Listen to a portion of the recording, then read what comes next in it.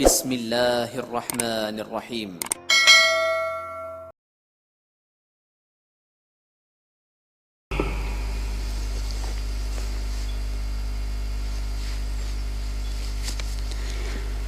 Bismillahirrahmanirrahim. Assalamualaikum warahmatullahi wabarakatuh. Alhamdulillahilladzi hadzana lihadza wa ma kunna linahtadiya laula an hadanallah. Asyhadu an la ilaha illallah wahdahu la syarikalah wa asyhadu anna Muhammadan abduhu wa rasuluhu la nabiyya ba'dah. Dengan rasa alhamdulillah kita panjatkan puji dan syukur kita kehadirat Allah Subhanahu wa taala di kesempatan pagi hari ini, hari Selasa tanggal 27 Juli 2021 Miladiah, bertepatan dengan tanggal 17 Zulhijjah 1442 Hijrah. Di agenda pagi kita, embun pagi, mengawali hari dengan inspirasi dan ilmu. Insya Allah kita akan senantiasa terus berbagi ilmu, berbagi pencerahan, menghadirkan kehidupan kita yang makin syarat dengan makna ibadah dan karya amal soleh.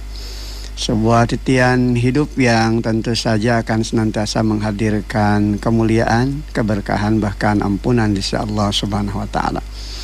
Senantiasa kita kuatkan langkah kita untuk senantiasa bermohon kepada Allah Subhanahu wa taala.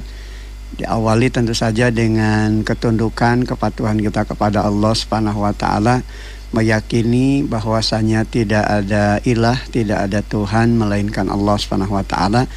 Dan tentu saja yang kedua, langkah kita adalah senantiasa berupaya untuk menghadirkan setiap langkah hidup dan hidupan kita saat ketika kita meminta pertolongan dan bantuan hanya kepada Allah Subhanahu wa taala.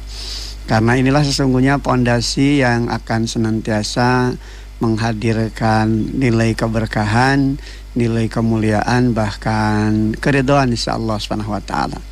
Tatkala Allah Subhanahu wa taala telah ridho kepada kita, maka tentu saja setiap langkah dari apa yang kita bangun akan senantiasa memberikan jalan keluar terbaik di sepanjang hidup dan kehidupan kita.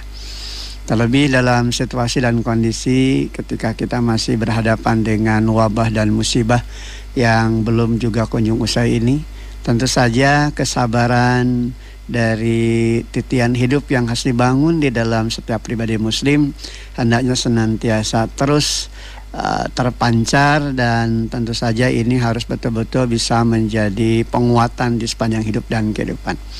Mari kita doakan saudara kita, karib kerabat kita, di antara keluarga kita yang saat ini mungkin ada yang sedang sakit, terutama tentu saja agar mereka selalu diberikan kesabaran, diberikan keridhaan untuk menerima ketetapan dari Allah Subhanahu wa taala, dan Allah Subhanahu wa taala mencabut sakitnya dan memberikan kesembuhan.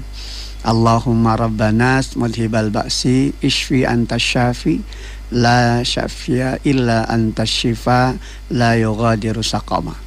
Ya Allah, Tuhan yang mengurus manusia, yang menghilangkan penyakit, sembuhkanlah dia, Engkaulah yang menyembuhkan, tiada yang dapat menyembuhkan kecuali Engkau, dengan sembuh dan kesembuhan yang tidak meninggalkan rasa sakit. Allahumma inna na'udzubika minal barasi wal junun wal juzam wa min sahil asqam. Allahumma inna na'udzubika minal barasi wal junun wal juzam wa min sayil asqam. Ya Allah, sesungguhnya kami berlindung kepadamu dari penyakit belang, dari penyakit gila, penyakit lepra, penyakit buruk lagi membahayakan.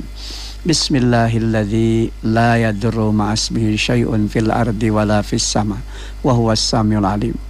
La ilaha illa anta subhanaka inni kuntu minaz zalimin. La haula wala quwwata illa billah aliyil azim. La ilaha illallah wahdah la syarikalah lahul mulku wa lahul hamdu wa huwa ala kulli syai'in qadir. Dengan rasa semoga Allah Subhanahu wa taala biidznillah dengan seizinnya senantiasa akan memberikan penguatan-penguatan di sepanjang langkah hidup dan kehidupan kita untuk selalu yakin bahwasanya dialah penyembuh di antara segala penyakit yang ada, Dan semua hal yang ada dalam kehidupan ini semua tentu saja berada di dalam genggamannya. Maka tidak ada satupun yang mustahil di dalam hidup ini tatkala kita senantiasa bersandar kepada Allah Subhanahu wa taala. Mari kita hiasi terus kehidupan kita dengan senantiasa hanya bersandar kepada Allah Subhanahu wa taala, sebab di balik setiap ujian, di balik setiap musibah ini tentu Allah Subhanahu wa taala memberikan kepada kita dengan nikmat, dengan karunia yang di dalamnya akan memberikan kepada kita ketajaman hati untuk selalu bersyukur kepada Allah Subhanahu wa taala. Dengan rasa di kesempatan pagi hari ini insyaallah tema kita bagaimana sikap muslim menghadapi wabah dan musibah. Bagaimana sikap muslim, sikap pribadi muslim ya, dalam mensikapi wabah dan musibah. Jangan rasa apa yang terjadi di dalam kehidupan kita tentu saja tidak lepas dari dinamika. Ada saat ketika kita bahagia, ada saat ketika kita gembira, ada saat ketika kita beruntung, tatkala kita juga mendapatkan kemenangan. Namun ada saatnya ketika kita juga ternyata berhadapan dengan perkara-perkara yang tidak menyenangkan. Di balik setiap wabah, di balik setiap musibah yang terjadi, sesungguhnya Allah Subhanahu wa taala menganugerahkan kenikmatan tersendiri dalam kehidupan setiap pribadi muslim. Tentu saja bagi mereka yang benar-benar menyatakan keimanannya kepada Allah Subhanahu wa taala. Bagi setiap pribadi muslim yang keimanannya senantiasa tertanam kuat kepada Allah, ternyata wabah dan musibah ini bisa menjadi kenikmatan tatkala dia senantiasa ingat kepada Allah, tatkala dia senantiasa terus berupaya agar selalu berada di sisi Allah Subhanahu wa taala. Hidup dalam ketaatan, dalam ketundukan dan kepatuhan menjalankan aturan-aturan Allah Subhanahu wa taala. Dengar rasa ada satu pesan moral yang sangat luar biasa yang pernah dipesankan oleh Umar bin Khattab radhiyallahu anhu, salah satu di antara sahabat utama Rasulullah sallallahu alaihi wasallam. Tatkala berhadapan dengan musibah, tatkala berhadapan dengan perkara yang tidak menyenangkan, satu ketika beliau pernah kehilangan baju perangnya, dan ternyata ketika hal itu disampaikan kepada Umar bin Khattab ya, ternyata Umar bin Khattab ketika kehilangan baju perang itu tidak mengeluh begitu kan, tidak gelisah, tapi justru ungkapan syukur kepada Allah yang terlontar dari lisannya. Walhamdulillah wa syukrulillah. Tentu saja di antara para sahabat itu terkaget-kaget. Biasanya orang kalau kehilangan barang, orang kehilangan sesuatu itu pasti akan uring-uringan, akan mencari pelampiasan untuk menyudutkan seseorang atau menyalahkan seorang, dan gelisah ketika barang tersebut tidak ditemukan. Tapi tidak demikian halnya dengan Umar bin Khattab radhiyallahu anhu. Malah dia kemudian bersyukur kepada Allah dengan ungkapan walhamdulillah wa syukrulillah. Segala puji milik Allah, syukurku hanyalah kepada Allah. Lantas kemudian ditanya oleh para sahabatnya, kenapa engkau berujar seperti itu? Maka terlontarlah sebuah kalimat yang tentu saja ini menjadi pesan berharga bagi kita, terlebih dalam kaitan kita juga menghadapi wabah dan musibah. Apa yang dipesankan Umar bin Khattab radhiyallahu anhu? Ma asabatni musibatun illa wajadtu fiha salasatan ni'am. Tidak ada musibah yang menimpa diriku kecuali aku mendapatkan padanya 3 kenikmatan. Jadi Umar bin Khattab menyampaikan kepada sahabatnya bahwa musibah yang menimpanya ternyata akan dibarengi dengan 3 kenikmatan yang akan hadir di dalam kehidupannya. Artinya ada kenikmatan lain yang sesungguhnya bisa diperoleh bila dibandingkan dengan barang yang telah hilang itu.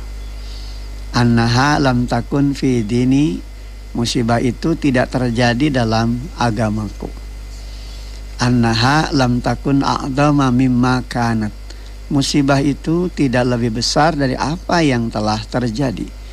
Annallaha wa'ada 'alaihal ajra wal jazaa'al 'azim, Allah telah menjanjikan atasnya pahala dan balasan yang besar.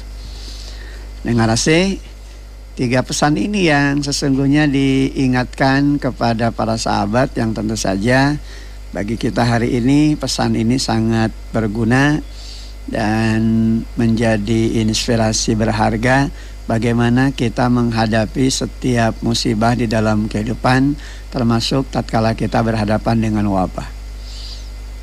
Bahwa Umar bin Khattab menyatakan ketika seseorang itu berhadapan dengan musibah, sesungguhnya dia tengah berhadapan dengan 3 kenikmatan, sehingga dia bersandar kepada Allah SWT. Keyakinan itu yang kemudian menjadikan Umar bin Khattab senantiasa positive thinking, senantiasa berbaik sangka kepada Allah SWT, dan ini tentu saja berpengaruh kepada jiwanya untuk selalu tegar, untuk selalu optimis dan tidak dibuat gelisah, apalagi dibuat panik begitu ya menghadapi kondisi-kondisi yang terjadi. Annaha lam takun fi dini, musibah itu tidak terjadi dalam agamaku. Jadi Umar bin Khattab memandang bahwa barang hilang itu satu perkara yang menurutnya kecil.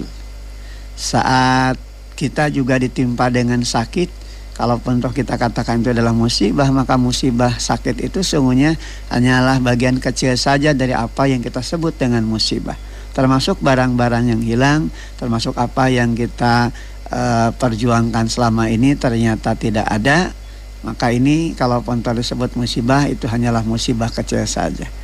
Karena ternyata ada musibah paling besar dalam kehidupan, yakni tatkala kehilangan iman, tatkala kehilangan fondasi tauhid yang menjadi pijakan di dalam kehidupan. Umar memandang bahwa hilangnya barang itu hal yang biasa. Demikian juga tatkala seseorang ditimpa dengan musibah-musibah yang lainnya. Karena yang paling besar itu adalah ketika kehilangan iman. Ini yang seringkali terlupakan ya di dalam kehidupan kita. Tatkala barang kita hilang, seakan-akan itu musibah besar, sampai kemudian dibuat gelisah hati. Saur orang sunama paripaos nata dugikeun ka gegeringan, ya dugikeun ka teu damang, wales. Karena apa? Karena memikirkan sesuatu yang hilang. Padahal kalau dia sadari sesuatu perkara yang hadir dalam kehidupannya, hakikatnya di sisi Allah Subhanahu wa taala. Artinya datang dari Allah Subhanahu wa taala. Oleh karenanya ketika sesuatu yang sudah kita cari, yang sudah kita perjuangkan, yang kemudian Allah anugerahkan kepada kita lewat apa yang ingin kita miliki, dan kemudian tatkala itu hilang, maka kembalikan kepada Allah. Toh awalnya juga kita tidak punya apapun begitu. Dan ini semua tentu saja memang tidak mudah. Kenapa? Karena kembali kepada fondasi keimanan. Namun bagaimanapun tentu saja ini semua harus kita bangun, karena bagaimanapun juga persoalan keimanan itu adalah bagian dari fondasi, bagian dari pijakan di dalam kehidupan. Saat kita lebih takut akan kematian, namun kita tidak mempersiapkan bekal terbaik untuk menghadapi kematian yang serba misteri namun pasti, ini bagian dari musibatuddin, sebetulnya musibah dalam agama. Ari maut sieun tapi nyiapkeun bekal keur maot tara disiapkeun. Nah, ini yang seringkali muncul ya di dalam kehidupan kita. Apalagi setiap waktu, setiap saat di corong suara di masjid seringkali terdengar kalimat inna lillahi wa inna ilaihi rajiun. Telah berpulang ke rahmatullah fulan bin fulan atau fulana binti fulan. Terus tiap waktu terdengar dan hampir tiap hari kita dengar berita duka, berita kematian tersebut. Acap kali menjadikan seorang yang tidak menyandarkan kepada keimanan jadi karareung gitu kan. jadi gelisah, aduh loba nu maut. Nah, ini kan tentu saja pada akhirnya akan menimbulkan rasa takut yang berlebihan. Ya, tentu saja khawatir atau hariwang ketika maut itu hal yang logis ya, hal yang wajar, pendengar sih, fitrah. Tapi tentu saja sebagai seorang muslim, rasa takut itu harusnya dibalut dengan keimanan. Takutnya bukan karena persoalan matinya gitu kan. Karena kalaupun toh ditakuti atau tidak ditakuti, ya kematian itu pasti akan datang di dalam kehidupan kita.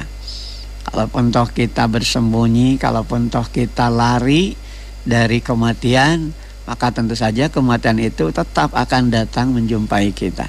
Bahkan kalaupun toh kita berupaya untuk bersembunyi atau berada di bukit atau berada di benteng yang sangat kokoh, benteng yang sangat tinggi, yang kemudian kita berpikir bahwa kematian itu tidak akan datang, tidak akan mungkin bisa menjumpai kita, maka tetap saja kematian itu akan datang. Ainama takunu yudrikumul maut walau kuntum fi burujim musyayyadah. Dimanapun kamu berada, kematian akan mendapati kamu, kendati pun kamu berada di dalam benteng yang tinggi dan kukuh. Jadi inilah yang seharusnya kita sadari. Ya, persoalannya bukan pada persoalan takut mati, sieun kumaotna, tapi bekal naon nu urang geus disiapkeun saat ketika kita menghadapi kematian. Sebab kalau kemudian rasa takut saja yang muncul dalam diri kita ketika kematian itu akan datang, takut kalau kemudian kita tiba-tiba diwafatkan oleh Allah Subhanahu wa taala gitu kan. Takutnya hanya sebatas takut fisik saja, takut yang hanya di manage dalam kaitan pikiran saja, tapi kemudian tidak dibangun berlandaskan kepada konsep keimanan, ya tentu saja ini akan terus menggelisahkan kita.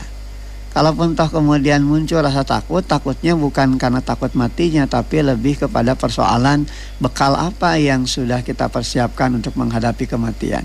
Sehingga dari situ ada motivasi, ada daya dorong ya untuk memperbaiki sikap hidup dan kehidupan kita, sehingga tatkala kita menghadapi kematian tentu kita wafat dalam keadaan berserah diri kepada Allah. Yang kedua tentu saja kita berpulang ke hadapan Allah Subhanahu wa taala dalam keadaan membawa bekal terbaik dari investasi ibadah dan amal soleh. Jadi bukan pada persoalan takut matinya. Karena sekali lagi pendengar AC, ditakuti atau tidak, ya kematian itu pasti akan datang menjumpai kita. Walaupun kita berada di tempat yang sangat tinggi, kendati pun kita berada di dalam benteng yang tinggi dan kokoh, tetap saja kematian itu akan datang kepada kita.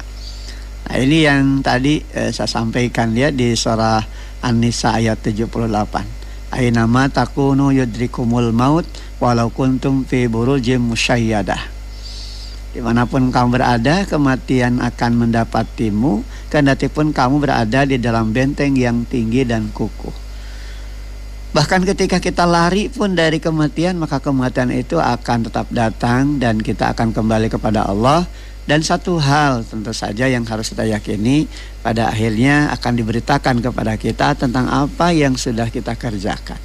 Ada pertanggungjawaban di sisi Allah Subhanahu wa taala yang kemudian akan menentukan apakah kita selamat ataukah celaka.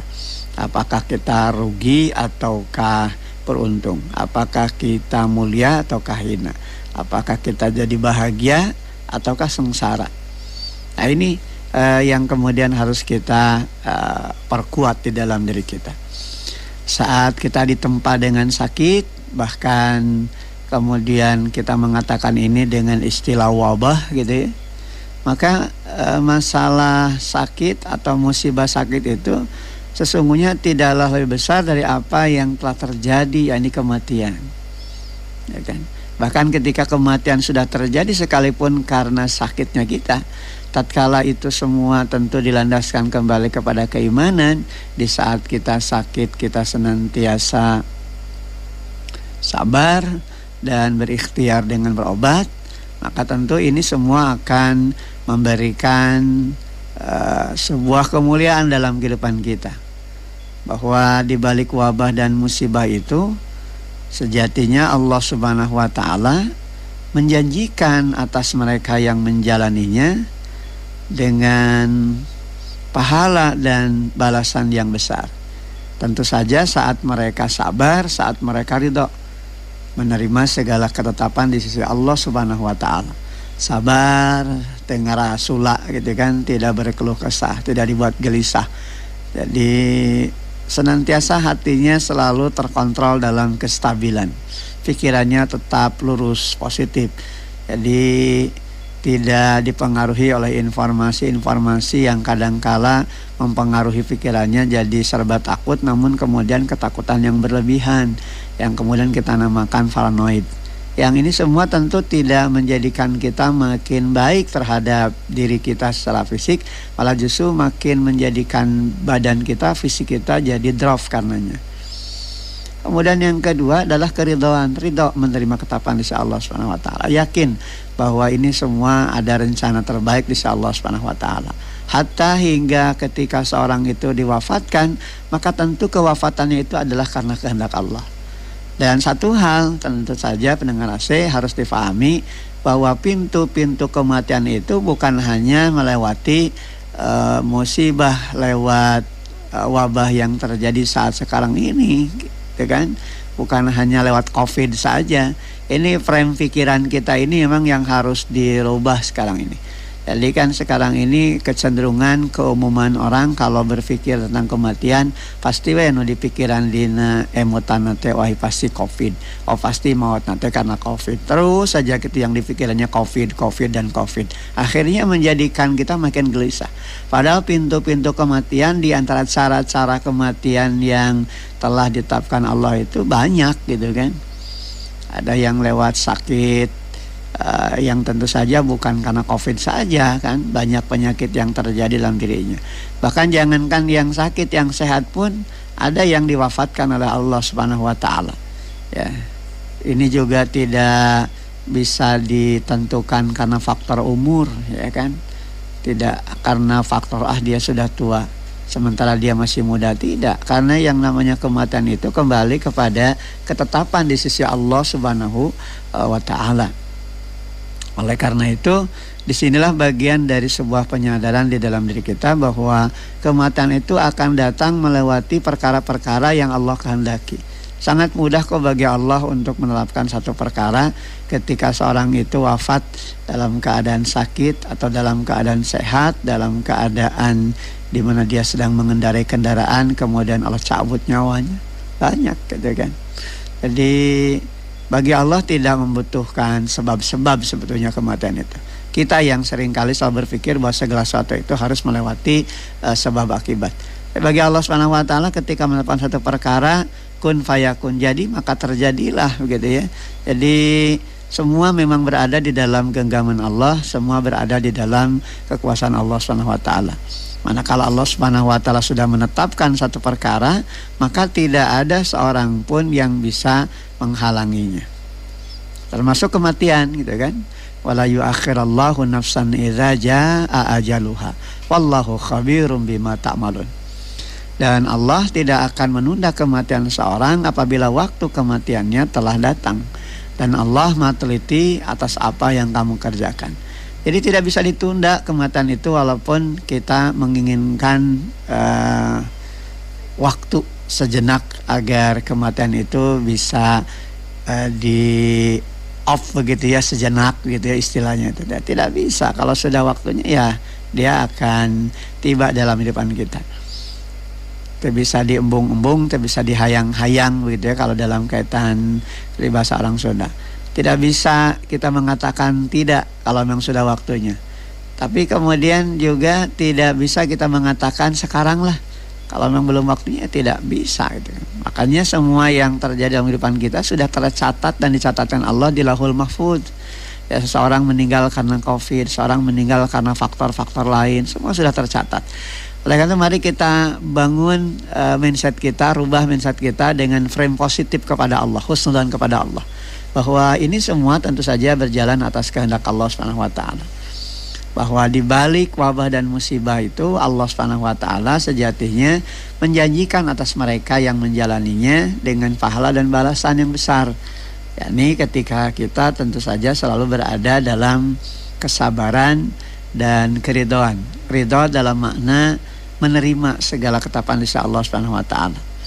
Oleh karenanya tuntunan Islam senantiasa memberikan bimbingan pada setiap pribadi muslim dari setiap hamba yang beriman untuk benar-benar mengoptimalkan kesehatan. Ya kan? Ikhtiar itu kan dengan berobat gitu kan dan menjaga kesehatannya. Ini pintu ikhtiar ini memang menjadi salah satu di antara bagian penting yang senantiasa diingatkan di dalam ajaran Islam. Oleh karenanya Islam juga mengajarkan urusan kesehatan itu dengan apa? Dengan masalah keimanan. Urusan kebersihan itu dengan masalah keimanan atau hurusatul iman atau anadafatu minal iman. Jadi ketika kita menjaga kebersihan maka kita sesungguhnya menjaga keimanan kita. Nah, oleh karena itu dengan melewati tuntunan syariat ajaran Allah ini setiap hambanya dituntut untuk mengoptimalkan ikhtiarnya dengan berobat dan menjaga kesehatannya. Namun di sisi lain ternyata kita juga jangan sampai meninggalkan apalagi menanggalkan pijakan keimanan yang seharusnya menjadi kata kunci ya dalam menghadapi wabah dan musibah. Ulah hayo terus gitu kan berobat tapi nggak doa tara meminta kepada Allah tidak. Justru pintu doa ini yang seharusnya diawali dalam langkah kita menghadapi wabah dan musibah. Ketika kita minum obat yakini bahwa obat itu hanyalah wasilah saja. Obat itu hanyalah jalan saja. Yang menetapkan kita sehat kembali tentu saja adalah kembali kepada Allah. Nah kita kadang-kala seringkali lupa ya dengan rasa terjebak begitu ya dengan pola hidup yang hanya tertuju pada orientasi dunia. Jadi kalau kita berobat, apalagi kalau kemudian kita berobat pada dokter spesialis atau dokter ahli dan kita kemudian dengan begitu yakin mengatakan dokter imam mau mislek deui dalam arti tidak akan mungkin meleset pasti bakal sembuh karena obat yang diberikan dokter ini bagus paten begitu ya. Jadi lupa kita bahwa ternyata si dokter itu juga bisa menyembuhkan penyakit, si dokter itu juga bisa mendapatkan informasi terkait dengan sakitnya kita dan kemudian kita bisa sembuhkan. Semuanya adalah atas kehendak Allah, bukan karena dia gitu kan. Dia hanyalah wasilah. Nah, ini juga ternyata pelurusan hal seperti ini berkaitan erat dengan persoalan keimanan gitu kan. Jadi jangan sampai kemudian segala-galanya dokter, segala-galanya obat gitu kan. Karena obat dokter itu hanyalah wasilah saja. Yang maha penyembuh dari segala penyakit itu hanyalah Allah Subhanahu wa taala. Sehingga kenapa tadi kita diajarkan pendengaran saya terkait dengan doa kepada Allah Subhanahu wa taala tatkala kita berhadapan dengan sakit ya. Tatkala kita mendoakan orang yang sakit gitu kan. Nah, ini kan di dalam rangkaian doa itu ada kalimat Allahumma rabbanas mudhibal ba'si isfi antas syafi la syifa illa antas syifa la yughadiru saqama. Ya Allah Tuhan yang mengurus manusia, yang menghilangkan penyakit, sembuhkanlah dia. Engkaulah yang menyembuhkan, tiada yang dapat menyembuhkan kecuali Engkau dengan sembuh yang tidak meninggalkan rasa sakit. Dengan sakit dengan kesembuhan ya yang tidak meninggalkan bekas begitu kan. La yughadiru saqama. Ini yang kemudian harus kita perkuat ya. Jadi yang menyembuhkan, yang menyehatkan itu adalah Allah Subhanahu wa taala. Oleh karenanya hamba yang beriman tentu tidak akan terseret gitu ya, tidak akan terseret pada sikap panik ya. Tidak akan mudah dibuat gelisah sampai kemudian paranoid, ketakutan yang berlebih-lebihan yang justru menjadikan hilangnya arah dan pegangan, justru menjadikan fisiknya jadi tambah drop. Ya, yang menjadikan seorang drop dengan sakitnya itu kan sebetulnya bukan karena sakitnya tapi kasieuna eta. Ya, karena rasa takut yang kemudian tidak dimanage dengan baik, tidak dikelola dengan baik dengan pikirannya yang positif, dengan hatinya yang terus memohon kepada Allah Subhanahu wa taala minta dilindungi. Kalaupun toh kemudian harus wafat, dia berharap kepada Allah bahwa wafatnya itu senantiasa dalam kebaikan. Maka ini yang sebetulnya akan memberikan penguatan. Orang mudah drop dengan kondisi sakit sesungguhnya bukan karena penyakitnya itu sendiri, tapi lebih kepada apa yang difikirkannya. Coba perhatikan nasihat dokter kan, ketika seseorang berobat, apa yang diingatkan dokter? Seringkali muncul kalimat tong seueur emutan. Ya. Jangan banyak pikiran. Artinya jangan terlalu banyak pikiran-pikiran yang negatif yang masuk ke dalam pikiran kita, yang justru hanya menjadi beban, bukan menguatkan langkah kita untuk sehat. Oleh karena itu yang harus dibangun dalam diri kita justru adalah bagaimana penguatan kita untuk bisa sembuh. Jadi tong mikiran penyakit, nah tapi pikiran mah kumaha carana orang sehat gitulah pendengar sih ya. Jadi kalau kita terus-terusan mikiran gering madahal ayat tungtungna gitu kan, yang ada justru malah menjadikan kita jadi tidak nyaman. Oleh karena itu ketika kita sakit yang harus kita lakukan tadi pintu ikhtiar gitu kan, kita berobat dan tentu saja kita berupaya dengan maksimal bahwa dengan berobat itu kita menghadirkannya sebagai wasilah, sebagai jalan. Yang diminta pertama dan utama tentu saja kembali kepada Allah gitu kan. Oleh karena itu ada pintu ikhtiar gitu kan. Jadi kehati-hatian kita di dalam mensikapi wabah dan musibah.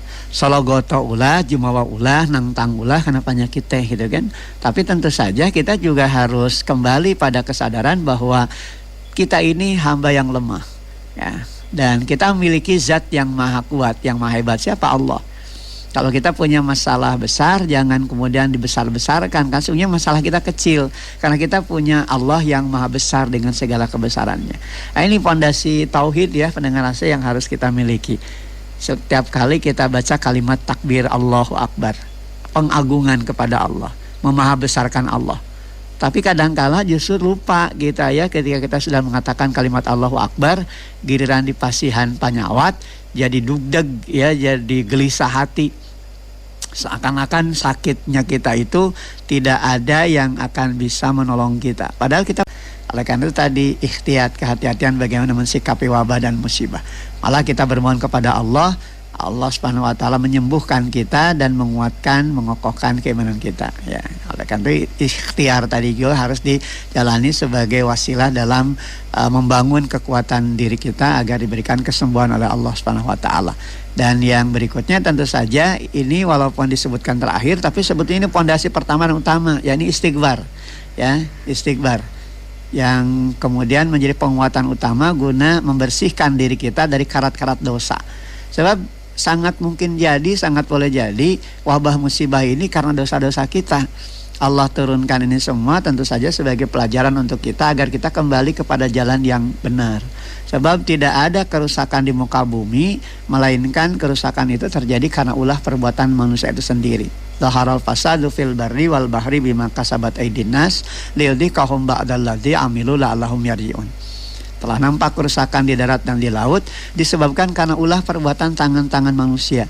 Allah berikan itu semua sebagai bentuk apa? Sebagai bentuk penyadaran, sebagai bentuk ujian, sebagai bentuk cobaan, bahkan bisa jadi sebagai bentuk tazkirah, peringatan, bahkan di sisi lain bisa jadi sebagai bentuk azab, siksa, sebagai apa? Sebagai bagian dari penyadaran akan apa yang sudah kita lakukan. So Allah tidak akan menzolimi hambanya manakala hambanya senantiasa berbuat kebajikan. Wa makana rabbuka liyuhlikal qura bidzulmi wa ahluha muslihun. Sekali-kali Tuhanmu tidak pernah menganiaya negeri secara zalim, sedangkan penduduk negeri itu senantiasa berbuat kebajikan. Kalau kita selalu taat patuh menjalankan aturan Allah, tidak mungkin datang bencana dalam kehidupan ini yang kemudian menyengsarakan kita, karena Allah tidak zalim kepada hambanya.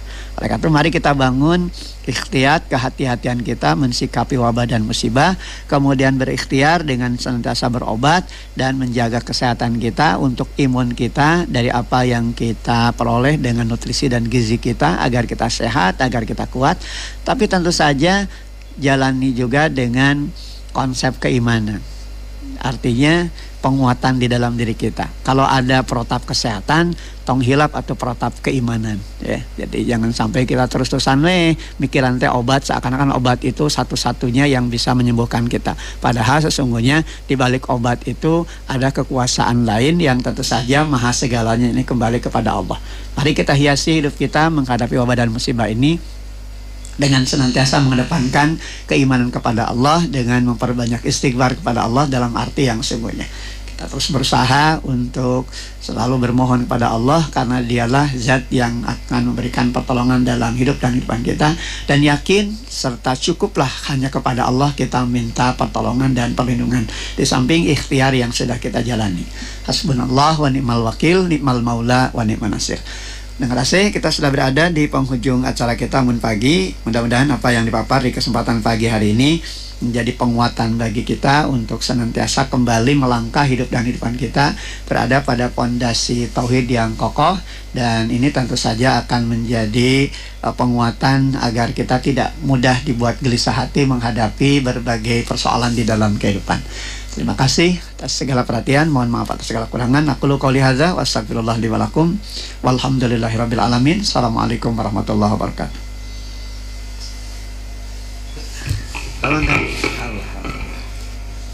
Alhamdulillah